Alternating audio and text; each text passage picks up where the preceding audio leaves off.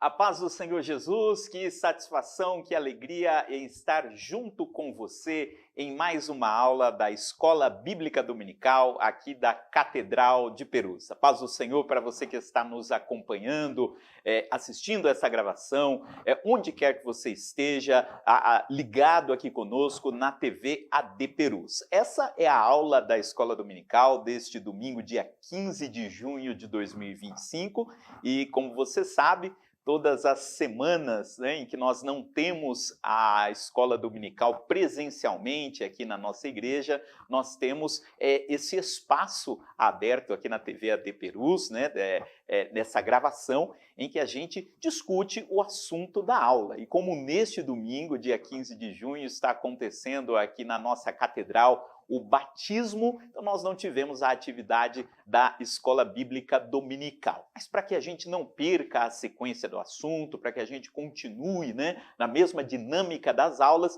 a gente tem aqui esse espaço aberto para que a gente converse aí com você, né, e estudemos e aprendamos juntos da Palavra de Deus dentro da sequência de aulas que nós estamos tendo. Então, uma satisfação, uma alegria poder estar com você. Eu sou o pastor Maxwell Fajardo e hoje eu estou aqui junto com o pastor Eliseu, que é professor da nossa escola dominical, professor da classe Davi, que é a classe dos músicos aqui da nossa igreja, e que estará aqui conosco conversando sobre o tema da lição de hoje. A paz do Senhor, pastor. A paz do Senhor, pastor Maxwell. Para mim é uma alegria, um prazer poder estar aqui para juntos, né, meditarmos nesta lição de número 11, né? Lição de número 11. E eu tenho certeza que será um tempo de bênção e de aprendizado para todos nós. Maravilha. E é uma satisfação poder falar com você que está nos acompanhando, né? Nós sabemos que nós temos um grupo fiel de irmãos que nos acompanha todos os domingos aqui nas aulas da nossa escola dominical. E eu quero convidar você também a deixar aí o seu comentário, a sua contribuição. Como essa é uma programação gravada, nós não temos como interagir aí com o seu comentário, mas é muito importante para quem estiver assistindo, para quem estiver acompanhando, ver aí a sua reação, né? Então, deixa aí o seu comentário, né, a sua curtida, e isso será muito importante, sem dúvida alguma. Como o pastor Eliseu já falou aqui para nós vamos estudar hoje na Escola Dominical a lição de número 11, a intercessão de Jesus pelos discípulos. Você sabe que nesse trimestre nós estamos estudando o Evangelho de João, o título da lição é O Verbo se fez carne, Jesus sob o olhar do apóstolo do amor, e desde a lição 8, desde a lição de número 8, que foi lá no dia 25 de maio, nós estamos falando daquela noite, né, que começou com Jesus lavando os pés dos discípulos e depois daquele longo discurso que Jesus fez com os discípulos antes, né, na noite anterior à sua condenação, ou na noite em que ele foi traído. E hoje nós vamos dar sequência, né, na semana passada, o professor Fernando Cardoso lecionou sobre a promessa do Espírito Santo, com base lá em João 16, e hoje nós vamos estudar João capítulo 17. O título da lição é A Intercessão de Jesus pelos Discípulos. O texto áureo da lição de hoje está em João capítulo 17, versículo 3, que diz: "E a vida eterna é esta, que conheçam a ti só por único Deus verdadeiro e a Jesus Cristo a quem enviaste." E a verdade prática diz que a oração que Jesus fez ao Pai em favor de si próprio, dos seus discípulos e da sua igreja ressoa ainda nos dias de hoje. E nós vamos fazer então agora a leitura bíblica em classe, para você que está aí nos acompanhando e está aí com a Bíblia perto de você e quiser acompanhar, nós vamos fazer a leitura que é sugerida pela lição, que está no livro de João, capítulo 17, do versículo 1 ao versículo 3, e depois do versículo 11 ao versículo 17. Pastor Eliseu, por favor, fazendo a leitura bíblica para nós. Amém. Leitura bíblica em classe, né, como já enunciada. Versículo 1 diz assim: Jesus falou essas coisas e, levantando os olhos ao céu, disse: Pai, é chegada a hora. Glorifica teu filho, para que também o teu filho te glorifique a ti. Assim como lhe deste poder sobre toda a carne, para que dê a vida eterna a todos quantos lhe deste. E a vida eterna é esta, que conheçam a ti só por único Deus verdadeiro e a Jesus Cristo, a quem enviaste. E eu já não estou mais no mundo, mas eles estão no mundo. E eu vou para ti, Pai Santo, guarda em teu nome aqueles que me deste, para que sejam um, assim como nós. Estando eu com eles no mundo, guardava-os em teu nome. Tenho guardado aqueles que tu me deste, e nenhum deles se perdeu, senão o filho da perdição, para que a Escritura se cumprisse. Mas agora vou para ti, e digo isto no mundo, para que tenham a minha alegria completa em si mesmos. Dei-lhes a tua palavra, e o mundo os odiou, porque não são do mundo, assim como eu não sou do mundo. Não peço que os tires do mundo, mas que os livres do mal. Não são do mundo, como eu do mundo não sou. Santifica-os na verdade, a tua palavra é a verdade. Amém. Eu te convido para que a gente possa juntos nesse momento fazermos uma oração, pedindo para que o Senhor possa nos abençoar neste momento da nossa aula de hoje. Amado Deus, glorioso Pai, nós louvamos, engrandecemos a Ti e lhe agradecemos porque o Senhor nos dá a oportunidade de estarmos juntos com os Teus filhos, os Teus servos, falando a respeito dessa aula da Escola Dominical. Quero lhe pedir, ó Deus, que Tu possas fazer presente conosco aqui nesse estúdio e também com cada um dos irmãos que estão nos acompanhando. Que o Teu Espírito Santo possa falar ao nosso coração, possa nos abençoar de uma forma especial para que possamos mais uma vez, Senhor, sermos edificados pela Tua palavra, nosso pedido em nome de Jesus. Amém. Amém, Jesus. Muito bem, pastor Eliseu. Então, o título da lição é a intercessão de Jesus pelos discípulos. O que a gente pode falar, começar falando sobre esse tema de hoje, sobre o contexto, né, desse capítulo 17 de João? O contexto que nós observamos aqui nesta lição, com base no comentarista, né, da lição, é que Jesus ele faz uma oração por ele, pelos seus discípulos e pela igreja que haveria de ser fundada, e por todos aqueles que aceitassem a fé em Cristo Jesus. Então, quando nós olhamos para esta oração intercessória, ele ora por ele ora pelos discípulos, ele ora por nós também, que hoje fazemos parte da Igreja do Senhor.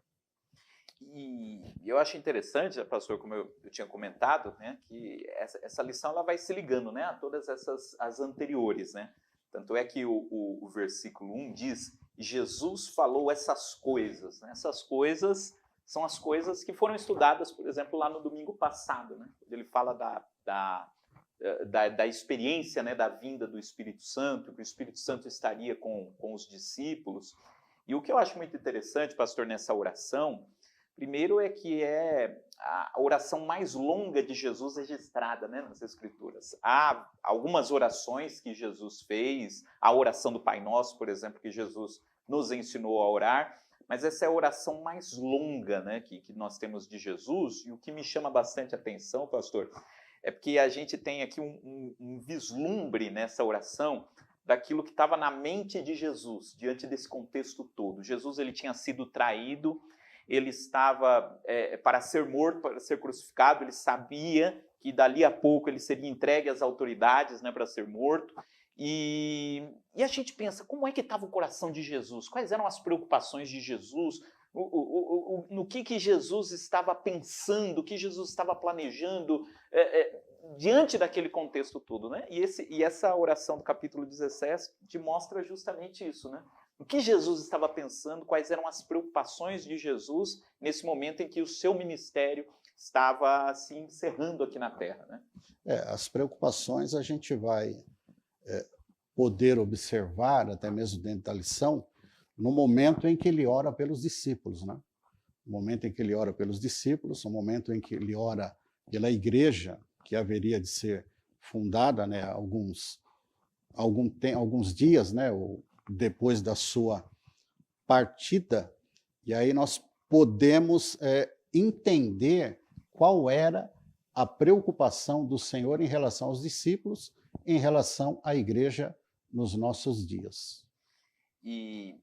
Mas antes de falar, né, dessa preocupação com relação aos discípulos, como o senhor falou, né, o próprio comentarista faz essa divisão. Uhum. O primeiro ponto, né, o primeiro tópico é a oração de Jesus e a sua glorificação. Né? No começo da oração de Jesus, Jesus ele fala aí nos primeiros versículos ao Pai a respeito de si mesmo. Né? E são nesses versículos em que a gente tem um vislumbre, né, de como Jesus entendia a sua própria missão aqui na Terra, né? Como ele se posicionava diante de Deus nesse momento, pensando na missão, né, que ele veio cumprir. Então, esses primeiros versículos são sobre a parte da oração em que Jesus ora a respeito de si mesmo. Né?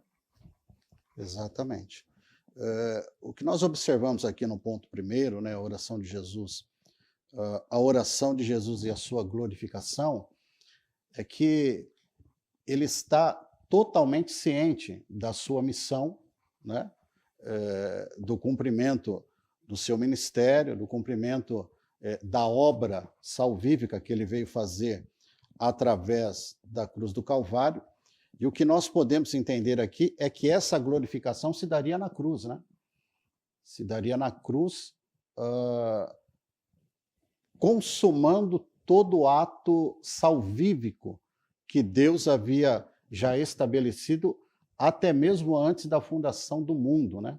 A Bíblia diz que o Cordeiro ele já estava preparado antes da fundação do mundo, porque Deus, na sua presciência, ele sabia tudo que ia acontecer e o plano ele já havia estabelecido para resgatar a humanidade novamente. Então, o cumprimento dessa glorificação eu vejo na consumação do ato da cruz do Calvário.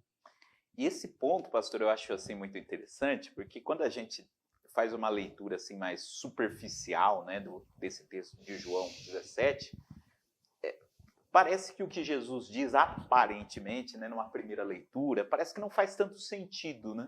Porque Jesus ele sabe que ele seria crucificado, que ele iria para a cruz. Era o momento de maior sofrimento de sua vida, que começaria dali a alguns minutos, dali a algumas horas, né, que ele seria preso.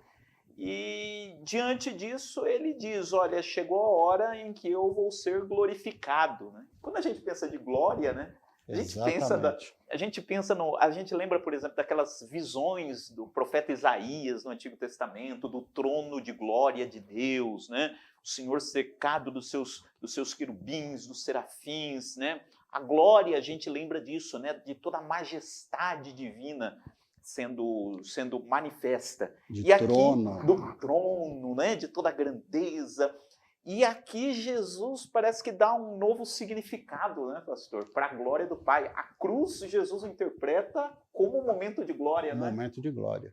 Isso causa até uma certa dificuldade dos homens entenderem a obra da cruz por causa disso. Né? A questão da glorificação aqui, como o senhor já colocou, é totalmente ao contrário daquilo que o homem pensa quando ele traz ao seu entendimento essa questão de glorificação de alguém. É justamente aquilo que o senhor colocou. Quando o homem pensa em glorificação, ele pensa na exaltação, ele pensa no homem sendo ovacionado, né, ou a pessoa que está inserida no contexto sendo ovacionado por algum ato heróico, por alguma situação onde aquela pessoa vai ser glorificada ou receber algum tipo de glorificação. Agora aqui Jesus ele mostra de uma outra forma, né? De uma outra forma que só entende quem tem o Espírito de Deus, né? A impressão que nós temos, né, é que quando Jesus ele diz que chegaria aquele momento em que ele seria glorificado, ele diz que já havia glorificado ao Pai na terra, mas agora parece que era um momento especial, né, em que a glória se manifestaria, é que para que a humanidade pudesse conhecer essa majestade de Deus que nós comentamos, para que a humanidade tivesse esse contato com essa glória tão grande do Senhor e com essa majestade de Deus, era necessário que houvesse cruz. Sem a cruz, nada do que nós sabemos sobre Deus poderia chegar até nós, né? Havia um caminho que estava fechado por conta do pecado. E parece que quando Jesus ele relaciona a glória com a cruz, o que ele tem em mente é justamente isso, né? É dizer que por meio da cruz, por meio daquele caminho, da missão que ele cumpriria na cruz, seria o caminho pelo qual a glória de Deus poderia sim se manifestar a todas as pessoas, né, pastor? E hoje, para nós é fácil, né? Nós entendermos isso, mas se nós olharmos para o texto, para a Bíblia, nós vamos observar que nem os discípulos estavam entendendo essa glorificação que ele estava se referindo, né?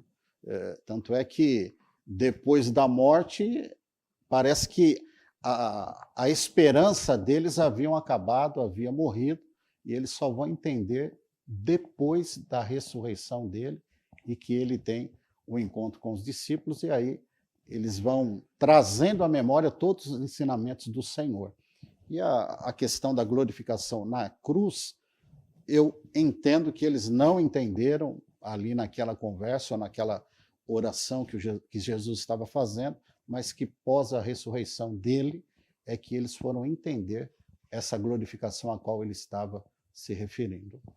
E esse momento, né, esse grupo de capítulos lá, desde o capítulo 13, né, as lições elas têm reafirmado isso, né, dessa falta de entendimento dos discípulos, né, a respeito da missão de Jesus, do que aconteceria, né, naquele momento.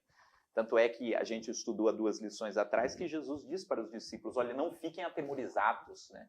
E parece que eles estavam muito preocupados, né, com tudo aquilo que tinha acontecido. Jesus tinha acabado de dizer que alguém o trairia, e ficou aquele clima pesado naquela reunião, e Jesus disse, olha, não se turbe o vosso coração, né? E logo depois disso ele vai orar e ele fala, olha, chegou a hora em que o Filho do Homem vai ser glorificado. Então, era tudo, parece muito obscuro, né, para os discípulos, pastor. E, assim, um comentário que eu li também a respeito dessa oração é que existem alguns críticos do texto bíblico que dizem que nessa oração fala-se muito da divindade de Jesus, há quem diga o seguinte, que esse texto da oração sacerdotal foi um texto que foi acrescentado posteriormente por alguém que queria destacar a divindade de Jesus e que não teria sido ele diretamente quem falou essas palavras, mas que isso que teria sido depois colocado, né, no texto bíblico por conta de João ou por conta de um grupo que queria destacar essa divindade de Jesus. Porém,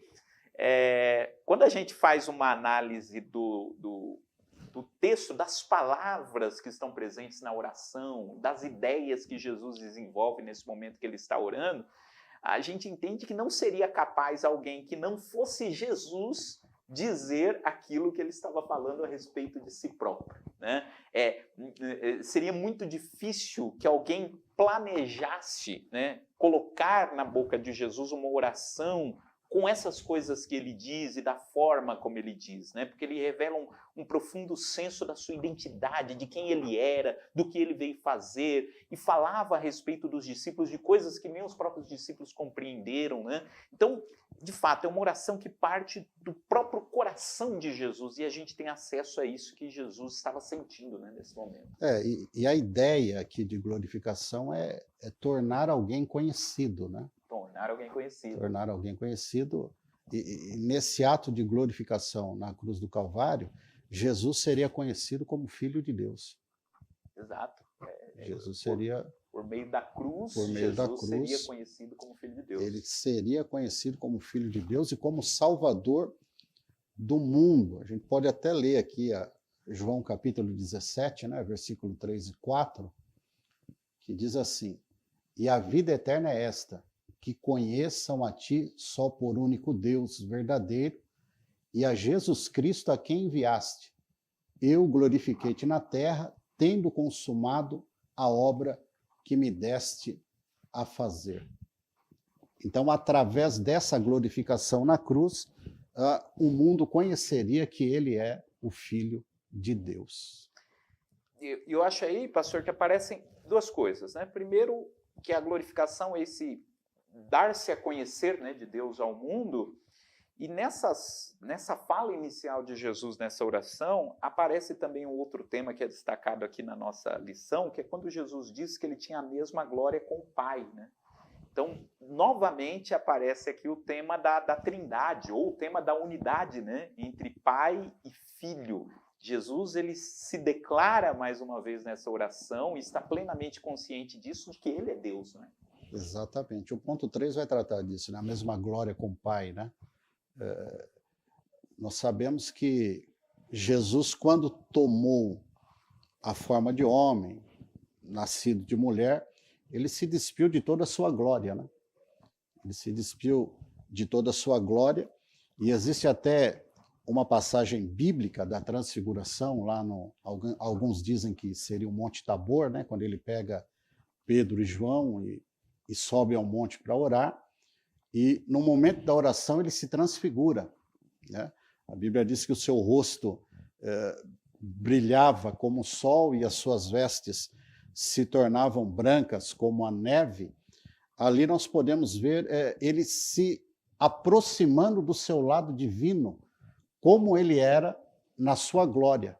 Parece que a glória que estava dentro dele, ela resplandece como ele era quando estava no céu. E o ponto 3 vai tratar disso, né? Ele pede na sua oração que essa glória fosse restituída, não que ele havia perdido, mas na oração ele pede essa evidência, né? Essa declaração evidencia a divindade de Jesus ao revelá-lo como um com o Pai. Então ele quer que essa glória fosse, não sei se essa é a palavra, devolvida ou restituída, como ele era lá no princípio com Deus, né? Que é o que ele fala no versículo 5, né?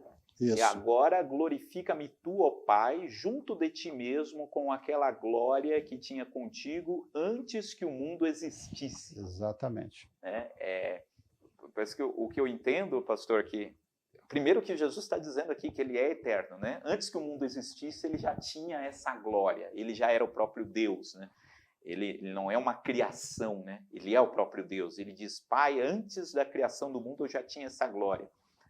Porém, para se manifestar aos homens, ele não pôde manifestar essa glória de forma plena, mas o propósito dele, né, é mostrar Deus ao mundo para que ele volte, né, àquela condição gloriosa no céu, e não volte sozinho, mas leve posteriormente com ele todos esses que ele conquistou, né, que ele ganhou aqui, né? Então, o plano, parece que é esse, né? Eu tenho a glória desde a eternidade, mostrei essa glória aos homens, embora para mostrar essa glória aos homens tive que me despir de toda aquela majestade, mas os homens conheceram a ti e agora eu volto para ti e quero que eles sejam um comigo, como nós dois somos um, para que eles também sejam incorporados nessa glória, né? Exatamente.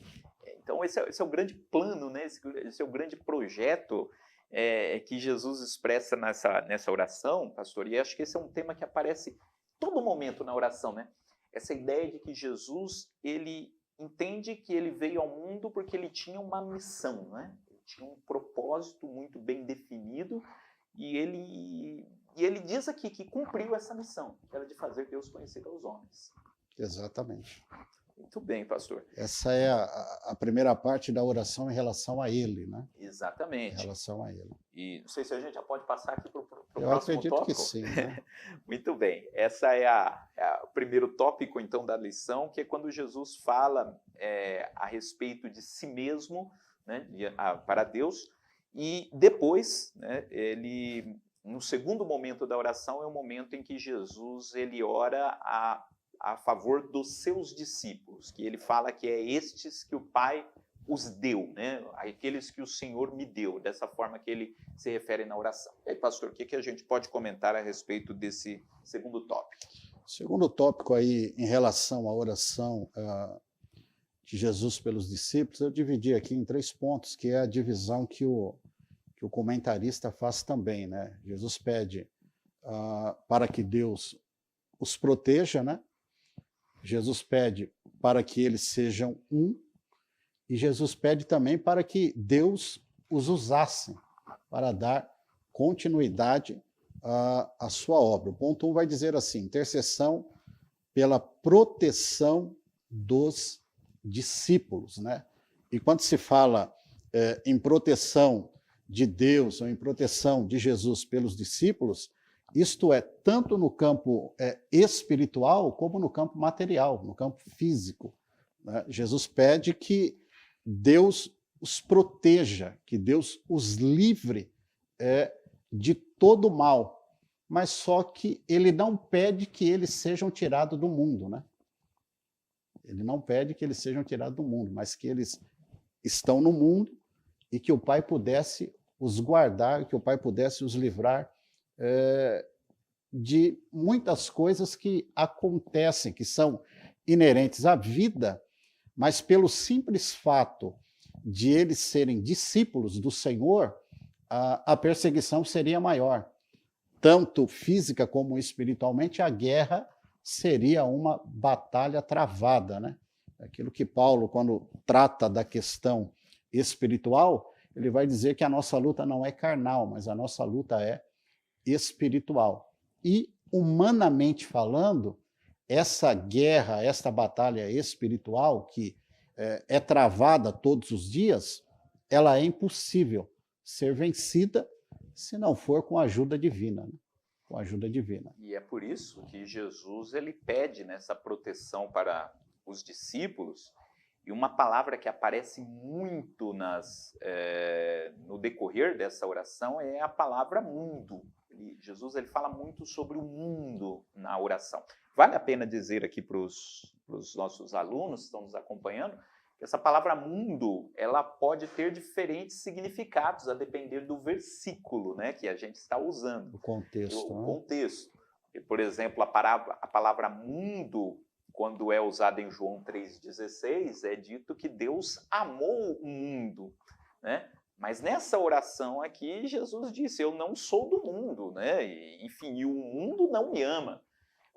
Em João 3,16, o mundo que aparece ali é a humanidade. A humanidade que é o alvo do amor de Deus. Já nesse texto de João 17, a palavra mundo aqui está se referindo ao sistema governado pelo maligno, né? A toda a malignidade que existe no mundo, né? O mundo como esse sistema governado pelo mal.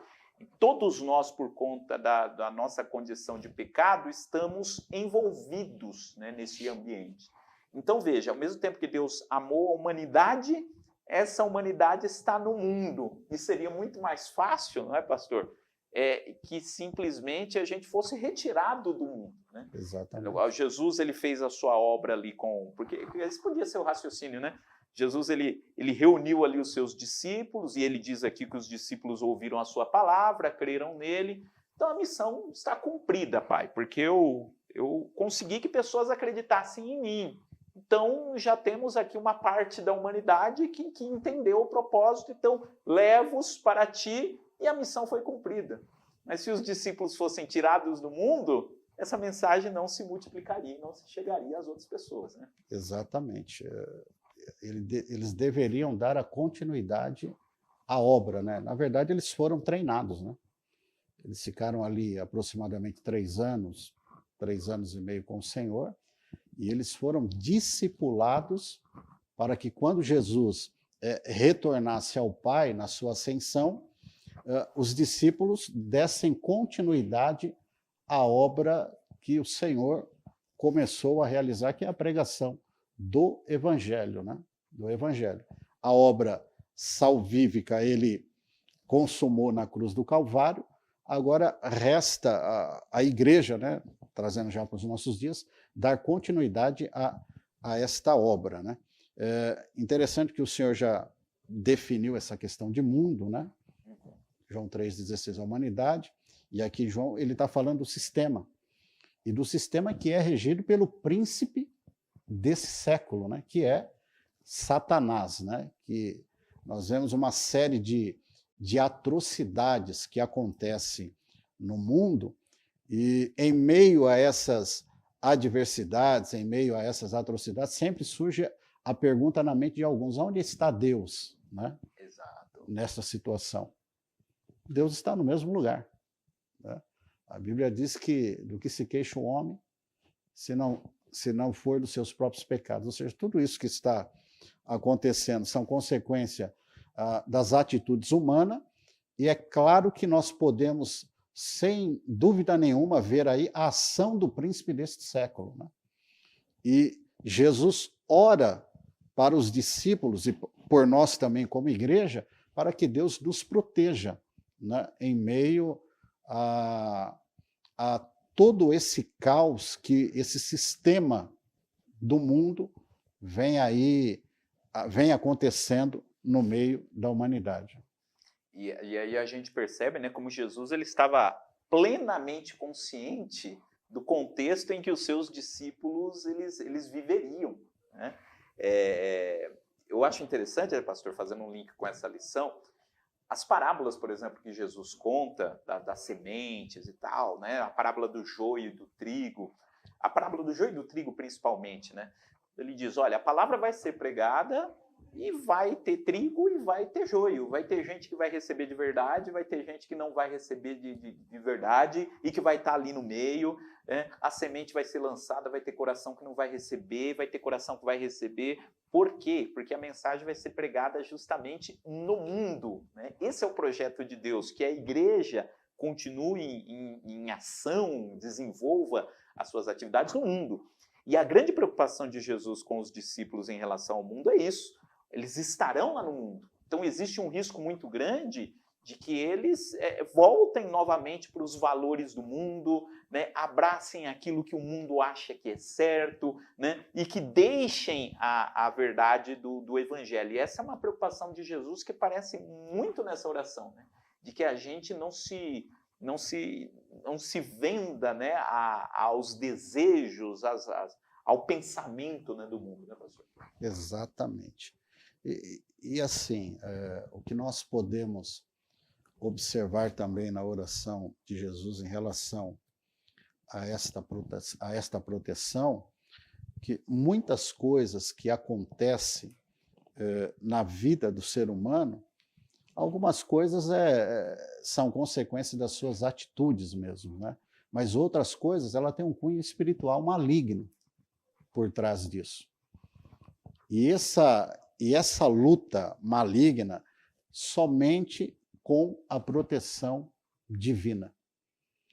Eu acredito que se Deus abrisse os nossos olhos espirituais, a gente ia ver muita coisa no mundo espiritual que está acontecendo à nossa volta, mas nós estamos plenamente guardados pelas mãos do Senhor.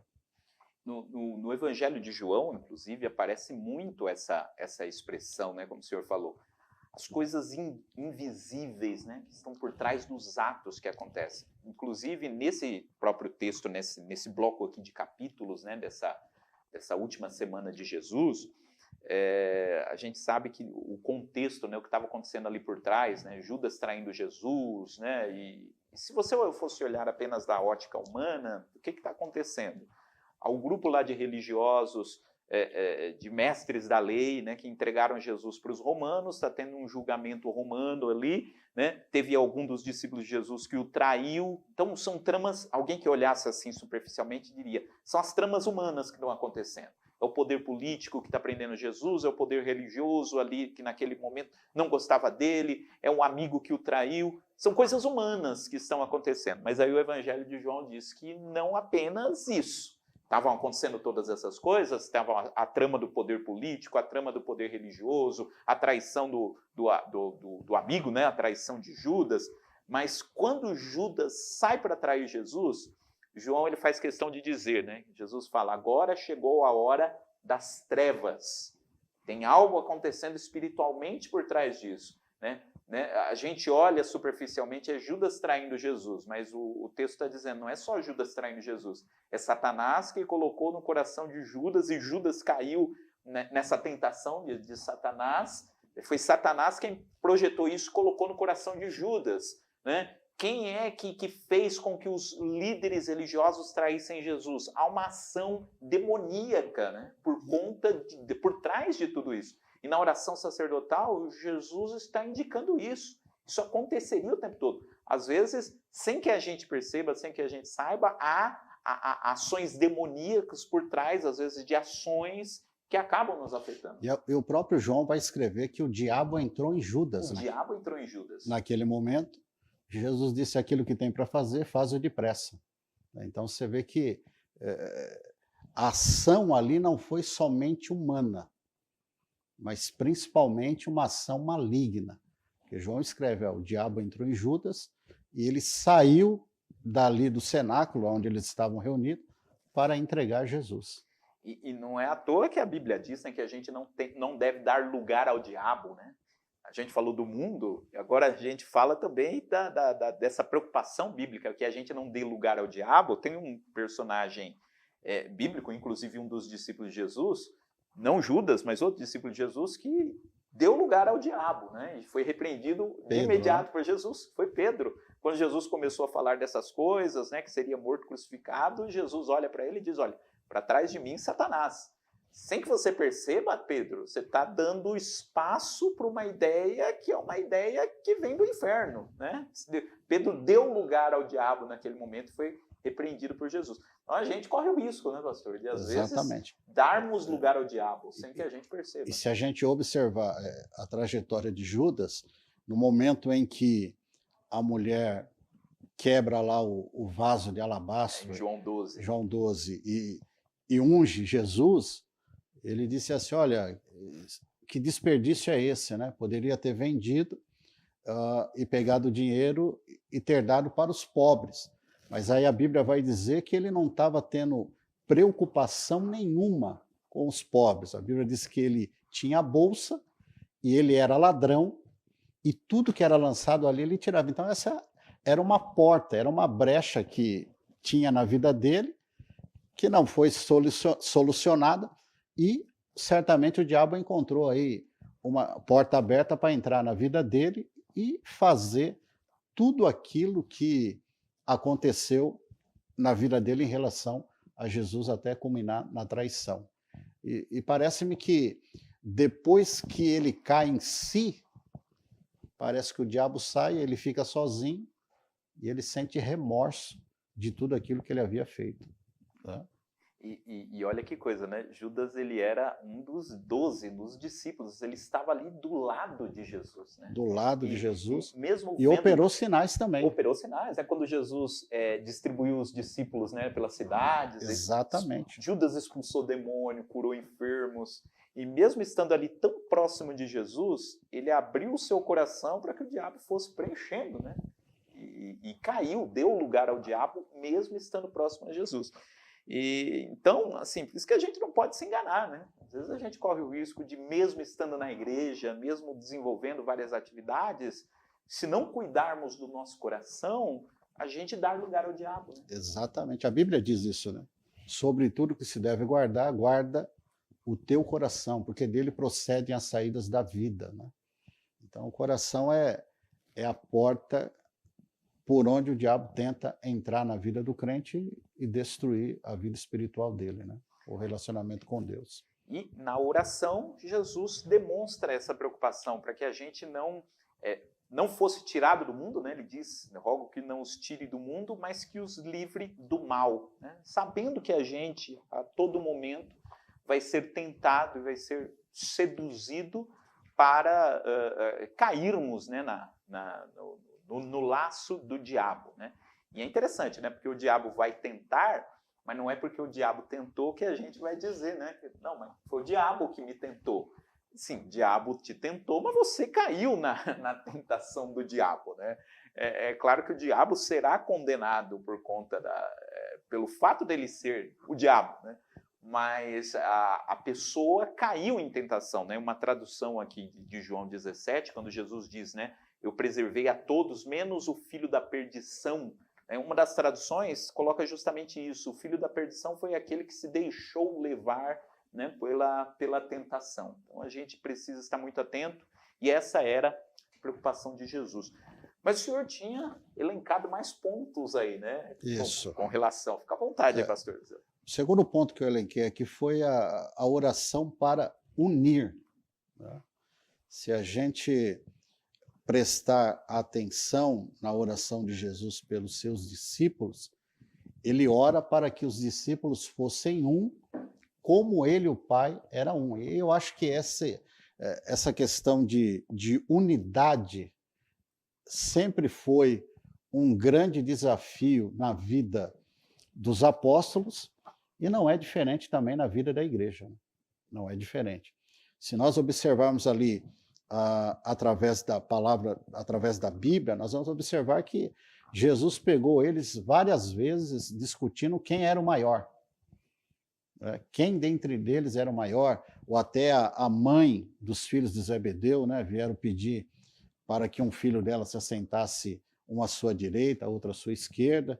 E aí você vê aí que parece que a competição estava sempre ali no meio dos discípulos para tirar alguma vantagem, né?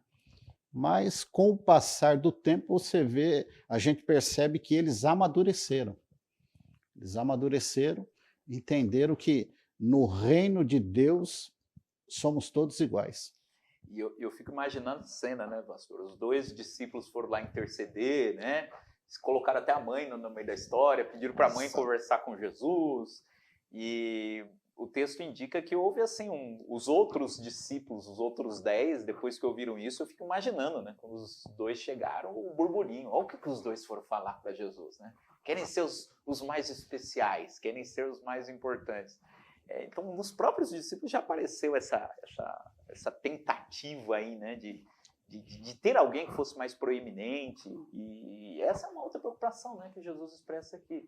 Os discípulos deveriam ser um, porque para que o mundo soubesse, né, que ele era o Cristo, era necessário que os discípulos fossem um. Mas que quando a gente tem essa dificuldade, né, de procurar uma unidade, a atividade evangelizadora ela é prejudicada. Né? Exatamente. E nós podemos perceber que através da fala de Jesus, se houvesse unidade, a pregação parece que seria mínima, né? Acho que pela comunhão, pela unidade, eles iriam entender, o mundo iria entender que eles eram discípulos do Senhor. Quando eu digo mínima, não estou dizendo que não seja importante. A pregação ela é importante e Jesus deixou essa incumbência para a igreja, mas o testemunho, né, de unidade, de amor, de comunhão, ia testificar para o mundo que eles eram discípulos do Senhor.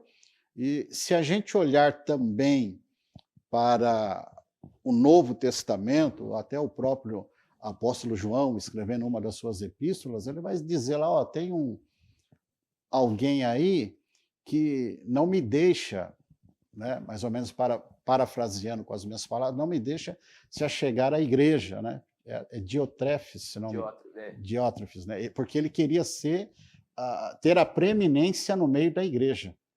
Quer dizer, vai totalmente contra a ideia da oração de Jesus, em que os discípulos, ou que a igreja tivesse unidade. E quando é falado de unidade, pastor, eu penso o seguinte, né? União, quando você une, né, várias coisas, mas você coloca essas coisas diante de você e você consegue identificar o que é um e o que é outro. Eu tenho essa impressão de que quando a Bíblia fala de unidade, está falando assim de uma proximidade tão grande que você não consegue definir, né, quem é quem. Então, por exemplo, quando você vai fazer um bolo, né, e você pega os diferentes ingredientes e você mistura lá na massa, depois você misturou a massa, Você sabe que ali dentro tem ovo, tem farinha, tal, mas depois que a massa está misturada, você não consegue mais identificar qual é a parte que é o ovo, qual que é a parte que é a farinha, qual que é a parte que é o óleo. É uma coisa só, né? É uma massa. Você sabe que cada parte é importante e que cada parte foi necessária para que formasse aquela massa, mas ali é a massa, não são mais os ingredientes, né? Os ingredientes eles se juntaram para fazer uma coisa só. Eu acho que esse é o desafio, né, pastor? A gente chegar a um momento na igreja em que a primeira pergunta não é quem fez ou quem é que está fazendo, não. É a igreja, é o povo de Deus. E a gente está ali num grupo só, né? A gente percebe que quando se pensa em igreja, a própria Bíblia, né, através do apóstolo Paulo, a igreja é comparada a um corpo humano, né? O corpo humano tem os seus membros, em particular, mas cada um com a sua função. Cada um com a sua função e coopera para a saúde, né, ou para o bom funcionamento do corpo, onde o cérebro, a nossa cabeça é que coordena tudo. Já na igreja, a igreja é um corpo, nós somos membros deste corpo e a cabeça é Cristo. Então, quando se fala em unidade, cada membro tem a sua importância no corpo de Cristo. Tanto é que Paulo vai dizer assim, até aqueles que a gente acha que não é importante, ele é importante. Ele tem a sua utilidade no reino, né? Ele tem a sua utilidade na igreja, no corpo de Cristo. Então, a questão da unidade, eu volto a repetir, é um grande desafio que depende de nós, que estamos inseridos no corpo. E aí a Bíblia vai dizer que cada um tenha o outro como superior a você mesmo. Esse é o caminho da unidade. E essa é a dificuldade, né? Porque geralmente eu quero ser, né? O outro quer ser. Não, e a gente tem que pensar como Cristo pensou, né? Unidade com o Pai e unidade entre os discípulos e entre a igreja também.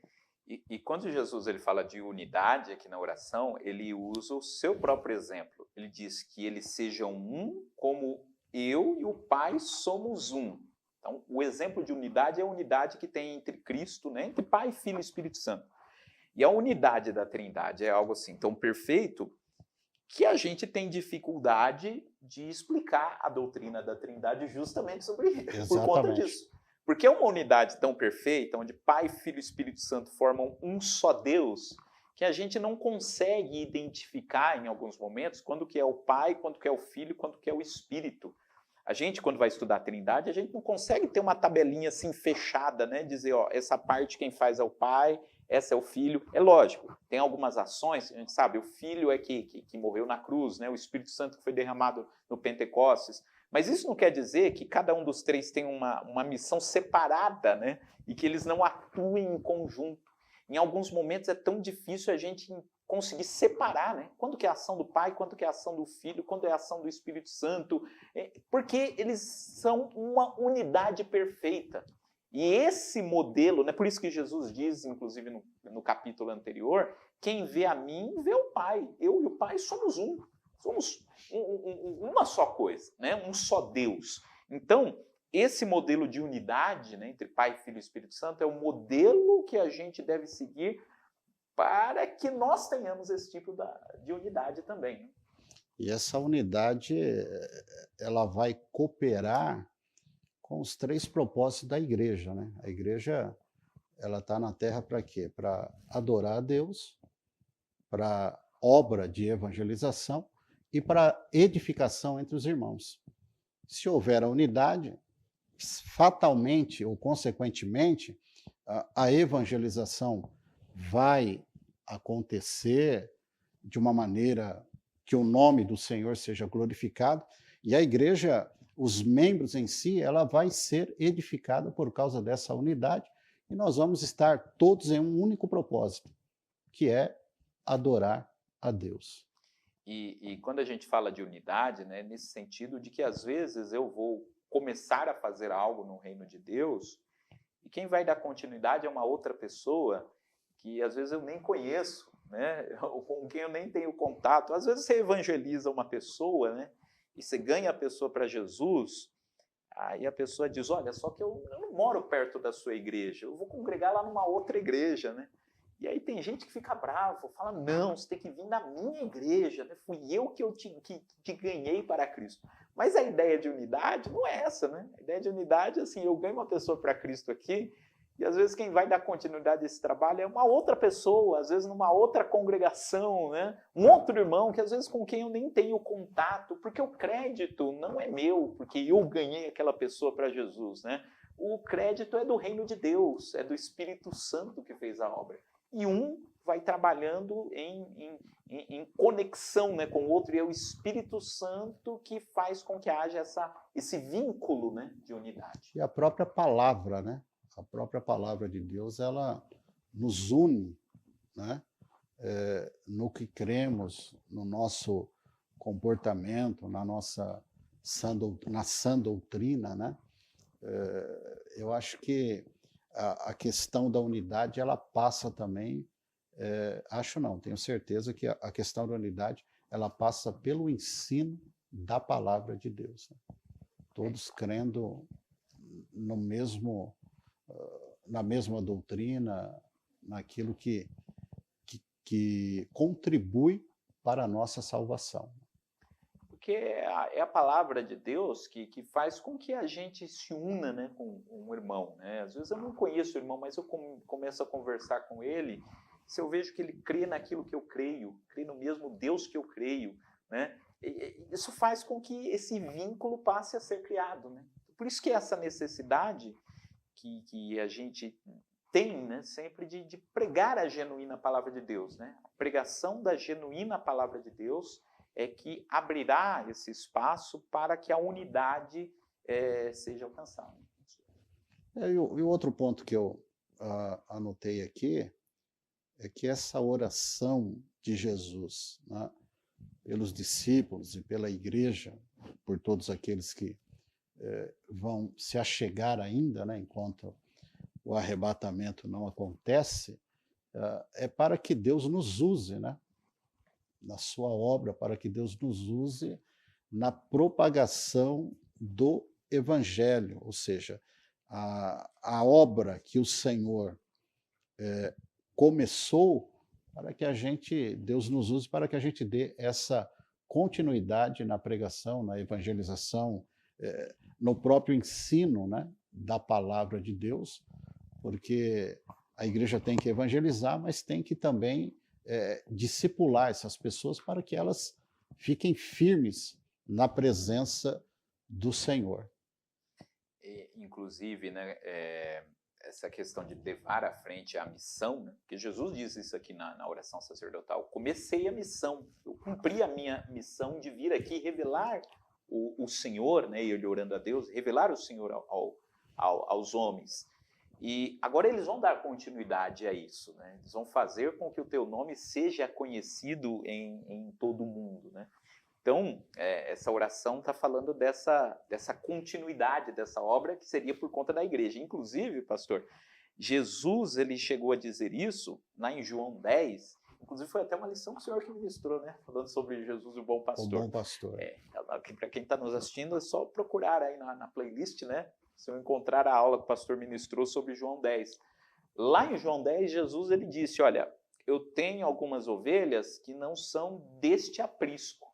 Jesus estava pregando para os judeus, né, porque ele era judeu e a missão dele foi naquele espaço geográfico, mas ele tinha essa plena consciência de que depois da sua morte e ressurreição, o evangelho chegaria a outras ovelhas que não eram daquele aprisco, não eram do grupo dos judeus. E quem é que faria que o evangelho chegasse lá, reuniria essas ovelhas que pertencem a ele? Seria a igreja. A igreja. E aí, na oração, ele está apontando justamente para isso. Tem muita obra, tem muita coisa que vai ser feita. Jesus ele não passou em todas as cidades. Jesus ele teve seu ministério foi limitado geograficamente a determinado lugar. Mas naquele lugar ele formou o primeiro grupo que levaria esse evangelho para todas as regiões do mundo. E nós vemos aqui um grande privilégio, né, pastor? Que nós estávamos incluídos naquela oração. Pois é. Que é o terceiro tópico da lição, né? A oração Exatamente. de Jesus pelos que viriam a crer. Pelos que viriam a crer. Nós estávamos incluídos naquela oração. Qual que é o versículo que ele cita? João 17, 21. Leia aí pra gente, João 17, 21. Isso, para que eles sejam um, para que o mundo creia que tu me enviaste. Não, mas tem um versículo aqui em que ele diz, né? Eu rogo por aqueles que pela tua palavra hão de crer em mim. Muito bem. Daqui a pouco vai aparecer aqui o texto, a gente vai encontrar. Mas está aqui no meio dessa oração, da oração sacerdotal, quando Jesus diz que oraria em prol daqueles que pela palavra, achei, versículo 20, 17 e 20, eu não rogo somente por estes, mas também por aqueles que pela sua palavra hão de crer em mim. É interessante, pastor, porque assim, é uma das coisas que se fala a respeito da oração, né, aquilo que eu falei lá no começo, que somente Jesus poderia ter orado desta forma, porque em alguns momentos, Jesus ele ora no presente, falando dos seus discípulos que presentemente estavam ali com ele. Depois ele fala do futuro, aqueles que ainda vão crer. E ele fala de algumas coisas do futuro como se já fossem presentes. Ele diz, o mundo não os conheceu, né? Dando a entender que os discípulos já estavam pregando e o mundo já os havia rejeitado, né? Quando a missão ainda não tinha começado. Como que se explica isso? Porque Jesus também é Deus, né? Ele já está orando, pensando lá no futuro, né? Visualizando aquilo que iria acontecer lá no futuro. Nos livros proféticos do Antigo Testamento acontece muito isso, né? Do profeta falar algo do futuro, mas como se já estivesse acontecendo, né? Ele já está vendo lá na frente, né? Algo que ele está profetizando. Ele está falando do futuro, mas ele usa o verbo presente. E Jesus faz a mesma coisa. Em vários momentos da oração, ele fala do futuro, mas usando o verbo presente. Porque para ele, os discípulos, o grupo dos 12, ali já não era mais os 12, né? O grupo dos 11, Judas já tinha até saído aqui no momento da oração, o grupo dos 11 e nós formamos, né, o mesmo grupo na visão de Jesus, né? E por isso que ele também nos inclui nessa oração. O interessante é que o que ele pediu para os discípulos, ele pediu para nós também, hoje, né? Como Deus, como ele era Deus, né? Já, como o senhor já colocou, no futuro.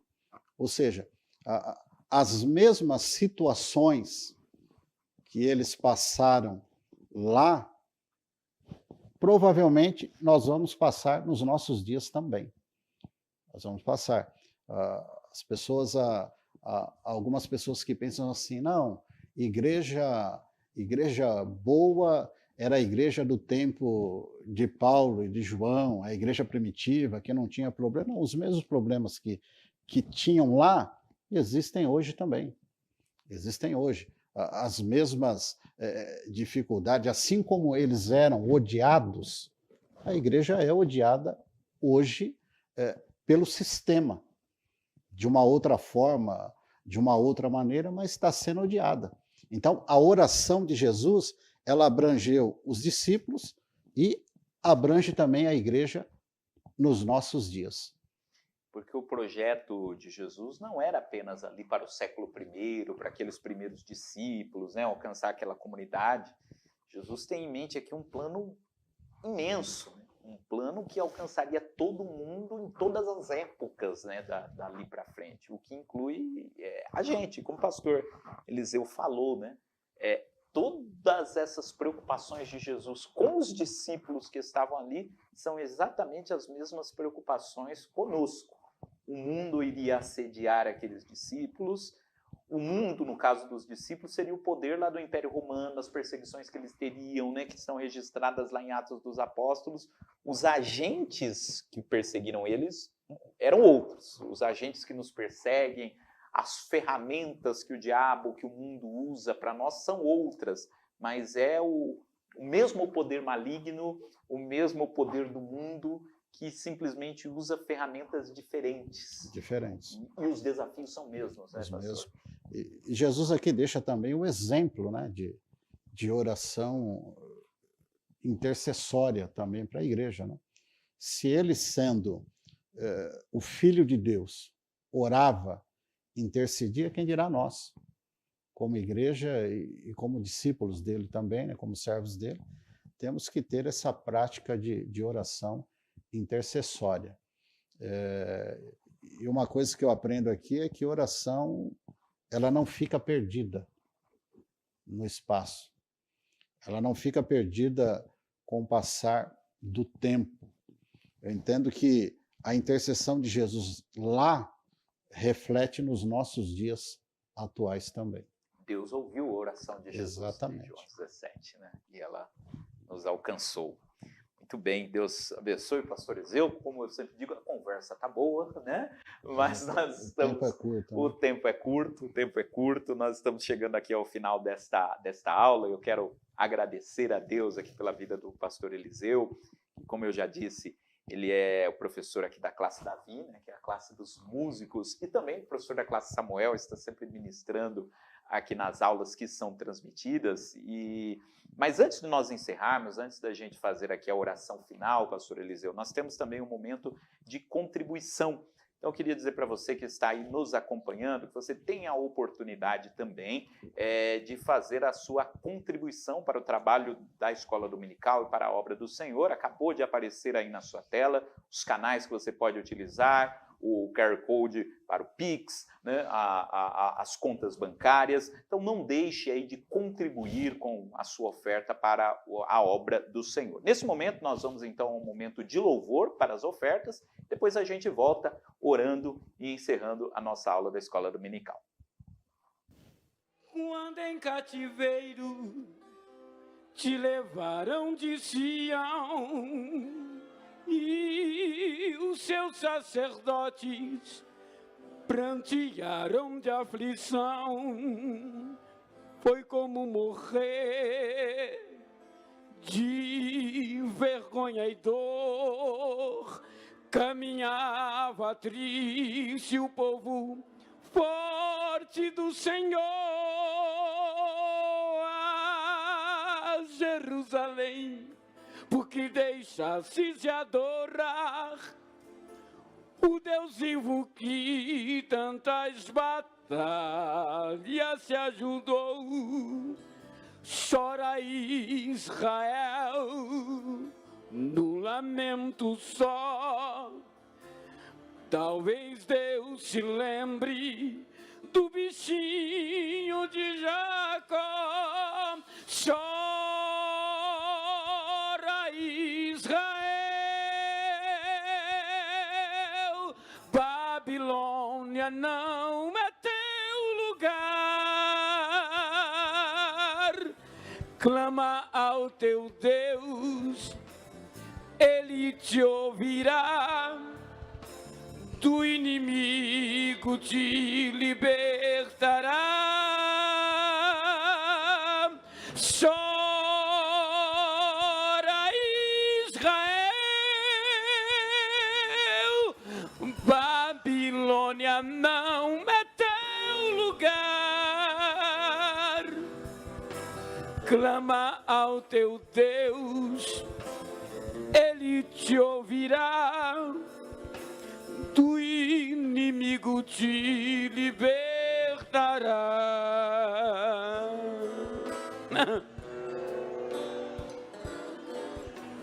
A Jerusalém, porque deixastes de adorar o Deus vivo que tantas batalhas se ajudou. Chora Israel no lamento só. Talvez Deus se lembre do bichinho de Jacó. Chora Israel, Babilônia não é teu lugar. Clama ao teu Deus,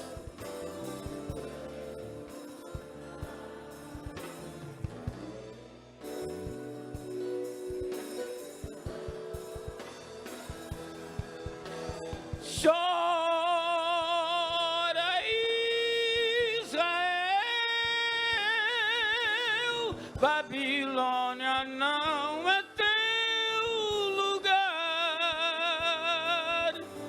clama ao teu Deus, Ele te ouvirá, do inimigo te libertará.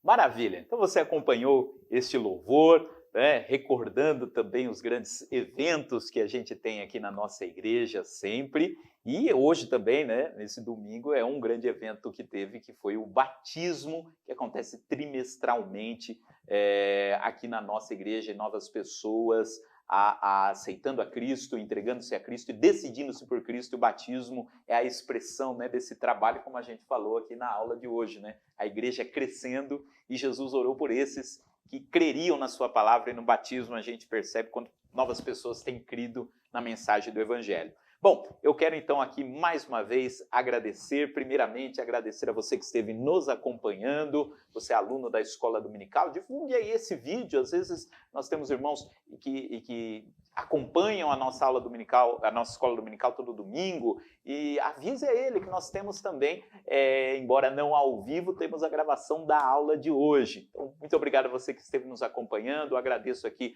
a superintendência da Escola Dominical da nossa igreja, pastor Edson Dominicali, presbítero Isaías Gonçalves, todos os nossos professores, e agradecer mais uma vez o nosso pastor Eliseu. Pastor Eliseu, muito obrigado por ter atendido o nosso convite, estar aqui conosco. Creio que foi um tempo aí de muita edificação para todos nós, né? Amém. Eu que agradeço, pastor, a oportunidade, e eu fico agradecido a Deus também por ter dado essa oportunidade de poder estar aqui com o irmão para nós participarmos aí dessa escola dominical.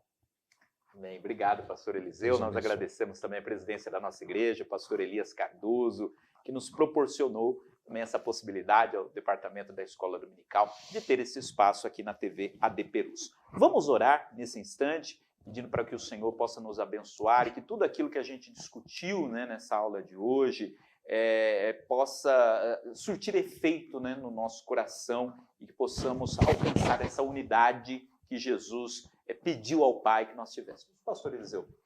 Vamos orar. Senhor, nosso Deus e nosso Pai, oramos a Ti neste momento, louvando o Teu nome, Te bendizendo, Te glorificando, ó Deus, no nome de Jesus Cristo, Te agradecendo por esta oportunidade maravilhosa, a qual o Senhor tem nos concedido de estarmos aqui reunidos para tratarmos assuntos da Tua palavra.